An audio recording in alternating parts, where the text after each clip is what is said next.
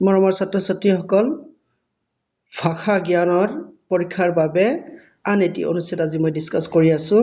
কি আছে ইয়াত? মানুহ আৰু কুকুৰৰ মাজত পাৰ্থক্য কি? অলপ ডাঙৰ কৰি লৈছোঁ ৰ'বা। এটা সৰু উদাহৰণ লোৱা যাওক। শিকলিৰে বান্ধি থকা এটা কুকুৰ, তাৰ সন্মুখত সি পোৱা নোপোৱাকৈ ৰাখি থোৱা হৈছে একচৰীয়া মাংসৰ টুকুৰা। এচৰীয়া মাংসৰ টুকুৰা, নাই? ভোগ আৰু লোভত জিভাৰ পানী টপ টপকৈ পৰা কুকুৰটো নিজৰ তাৰপিছত কি আছিলে নিজৰ স্বভাৱজাত প্ৰক্ৰিয়াৰে এসময়ত হয়তো লোৰ শিকলি ছিঙি হ'লেও কেঁচা মাংস মুখত দিবহি। কিন্তু মানুহ একেই মাংসখিনিকে ধুই পখালি লৈ নানা প্ৰকাৰে ৰন্ধা বঢ়া কৰি খোৱাৰ উপযোগী নোহোৱা পৰ্যন্ত ধৈৰ্য সহকাৰে অপেক্ষা কৰে। ফাইন। তাৰপিছত কি আছিলে? এই নিৰ্দিষ্ট সময়খিনিৰ ভিতৰত মানুহক ভোগ আৰু লোভে যিমানে আক্ৰমণ নকৰক কিয়, বিবেক আৰু বুদ্ধিৰে সৰ্বশ্ৰেষ্ঠ জীৱস্বৰূপে স্বীকৃতি পোৱা মনুষ্যই এই সকলো ৰিপুক দমন কৰি মাংসখিনি খোৱাৰ উপযোগী হোৱালৈ ধৈৰ্যৰে অপেক্ষা কৰে। কিন্তু এইখন পৃথিৱীত কিছুমান মানুহ সুখ উপভোগৰ ক্ষেত্ৰত নিজক যেন ক্ৰমান্বয়ে কুকুৰলৈ অৱনমিত কৰাইছে। ফাইন। তাৰপিছত কি আছে? ৰবা, কোনো বিবেক বুদ্ধিৰ কথা নাই কোনো মগজুৰ নিয়ন্ত্ৰণৰ কথা, লাগে কেৱল পাৰ্থিৱ সুখ। এই সুখৰ উৎস হিচাপে মানুহ বাছি লৈছে সুস্থ পৰম্পৰাক আঘাত কৰিব পৰা কিছুমান বিশৃংখল চিন্তা। মানুহৰ জীৱন সুখৰ উৎস মানসিক কেন্দ্ৰিক নহৈ এনেভাৱে বাসনাকেন্দ্ৰিক হৈ উঠাৰ বাবে আজি মনুষ্যৰ জীৱন আৰু এই জীৱনৰ সুখ উপভোগ যেন বেদনাদায়কভাৱে নিজৰ কক্ষপথৰ পৰা পিছল খাই পৰিছে। এয়া আছিল তোমালোকৰ টপিক। এতিয়া আমি কুৱেশ্যনখিনি আমি ডিছকাছ কৰিছোঁ। খুব ধুনীয়া টপিক আছিল। কুৱেশ্যনখিনিৰ ভিতৰত তোমালোকৰ কি আছে? এই পাত্ৰৰ মতে মানুহ আৰু কুকুৰৰ মাজত ব্যতিক্ৰম ক'ত? আচ্ছা, অপশ্যন কেইটা মই তোমাক পঢ়াই শুনাইছোঁ। ক নম্বৰ অপশ্যনটো কি আছিলে? মানুহে নিজৰ ৰিপুবিলাকক দমন কৰি ৰাখিব পাৰে কিন্তু কুকুৰে নোৱাৰে। মানুহৰ 2খন ভৰি আছে কিন্তু কুকুৰৰ 4খন ঠেং আছে। মানুহে মাংস ৰান্ধি খায়। মানুহে নিজৰ ঘৰ বান্ধি বাস কৰে কিন্তু কুকুৰে নিজৰ ঘৰ বান্ধিব নোৱাৰে। চাইছা তোমালোকৰ 4টা অপশ্যনেই ৰাইট, কিন্তু টপিকৰ ওপৰত ভিত্তি কৰি কোনটো হ'ব তোমালোকৰ ৰাইট? ৰাইট হ'ব তোমালোকৰ ক নম্বৰ অপশ্যনটো। কোনটো? ক নম্বৰ অপশ্যনটো। Just a minute. এইটো অপশ্যন তোমালোকৰ ৰাইট। ক নম্বৰ অপশ্যনটো ৰাইট। নেক্সট কুৱেশ্যনটো আছে কি তোমালোকৰ, যে মানুহক কিয় সৰ্বশ্ৰেষ্ঠ জীৱ বুলি কোৱা হয়? ক নম্বৰ অপশ্যন, মানুহে মাংস ভালকৈ ৰান্ধি খাব জানে। মানুহে নিজৰ প্ৰয়োজনীয় বস্তুবিলাক নিজে তৈয়াৰ কৰিব জানে। মানুহে নিজৰ বুদ্ধি আৰু বিবেকৰ সৎ ব্যৱহাৰ কৰিব পাৰে। মানুহে অন্য সকলোবিলাক জীৱক বলেৰে দমন কৰিব পাৰে। কোনটো হ'ব তোমালোকৰ ৰাইট অপশ্যন? যে মানুহে নিজৰ বুদ্ধি আৰু বিবেকৰ সৎ ব্যৱহাৰ কৰিব পাৰে। তাৰমানে গ নম্বৰ অপশ্যনটো তোমালোকৰ ৰাইট। নেক্সট কুৱেশ্যনটো আছিলে কি? পাঠটোত লিখকে মানুহক আকৌ কিয় কুকুৰৰ শাৰীলৈ অৱনমিত হ'ব বুলি ভাবিছে? ক নম্বৰ অপশ্যন, আজিকালি ভাল জাতৰ কুকুৰ কিছুমান মানুহতকৈ ভালকৈ থাকে।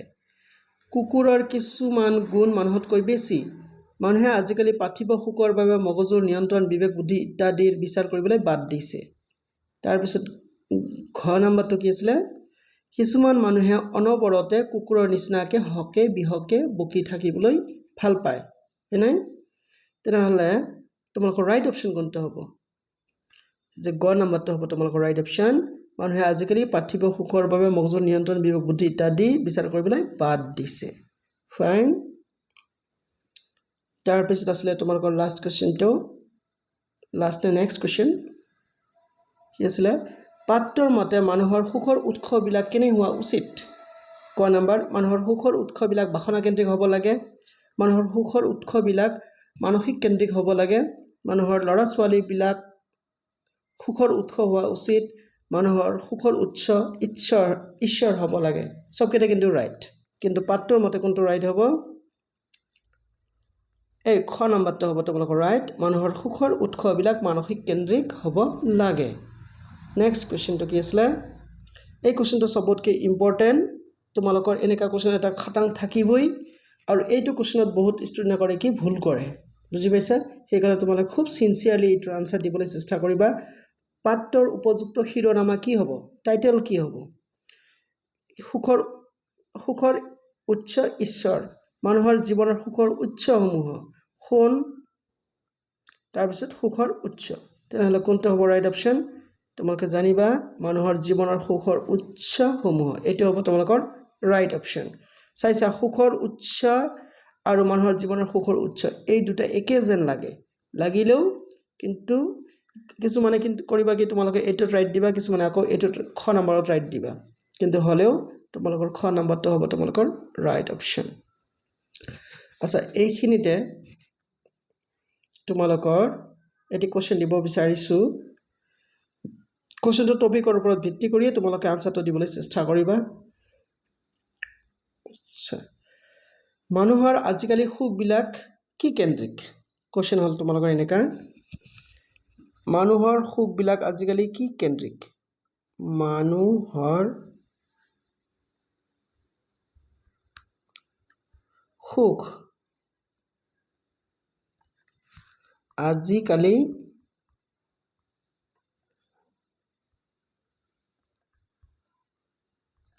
কি কেন্দ্ৰিক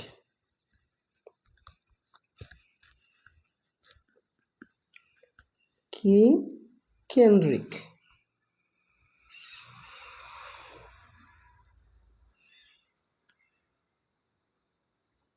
কি কেন্দ্ৰিক মানে তোমালোকক মই অপশ্যন কেইটা লিখি দিয়া নাই মুখতে কৈ দিছো তোমালোকে কমেন্টত লিখিবলৈ চেষ্টা কৰিবা আচ্ছা এক নম্বৰত কৈছো তোমালোকৰ বাসনা কেন্দ্ৰিক দুই নম্বৰ হল তোমালোকৰ মানসিক কেন্দ্ৰিক তিনি নম্বৰ হল তোমালোকৰ পৰিবেশ কেন্দ্ৰিক চাৰি নম্বৰটো হল তোমালোকৰ